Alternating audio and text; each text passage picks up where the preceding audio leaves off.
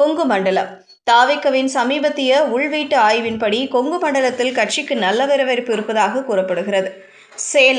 சமீபத்தில் சேலத்தில் விஜய் நடத்திய ஆலோசனை கூட்டங்கள் இந்த பகுதியின் முக்கியத்துவத்தை காட்டுகின்றன.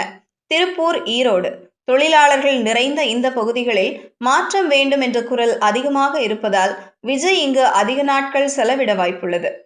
மத்திய மற்றும் தென் தமிழகம் திருச்சியில் வென்றால் தமிழகத்தில் வென்றது போல என்ற அரசியல் சென்டிமெண்ட் விஜய்க்கும் உண்டு. திருச்சி கிழக்கு இது விஜயின் இரண்டாவது விருப்ப தொகுதியாக பார்க்கப்படுகிறது. டெல்டா மற்றும் தென் மாவட்டங்களை இணைக்கும் ஒரு மையமாக திருச்சியை அவர் பயன்படுத்துவார். மதுரை அரசியல் தலைநகரமான மதுரையில் தாவேக்காவின் இரண்டாவது மாநாடு நடத்தப்பட்டதில் இருந்தே தென் தமிழகத்தின் மீது விஜய்க்கு இருக்கும் ஆர்வம் தெரிகிறது. வட தமிழகம் தாவேக்காவின் முதல் மாநாடு நடைபெற்ற விக்கிரவாண்டி மற்றும் அதனை சுற்றி உள்ள பகுதிகள் கட்சியின் கோட்டையாக மாற்றப்பட வேண்டும் என்பதில் விஜய் உறுதியாக இருக்கிறார். விக்கிரவாண்டி, விழுப்புரம் இங்கே ஏற்கனவே தாவேக்காவின் உறுப்பினர் சேர்க்கை மற்ற மாவட்டங்களை விட அதிகமாக உள்ளது.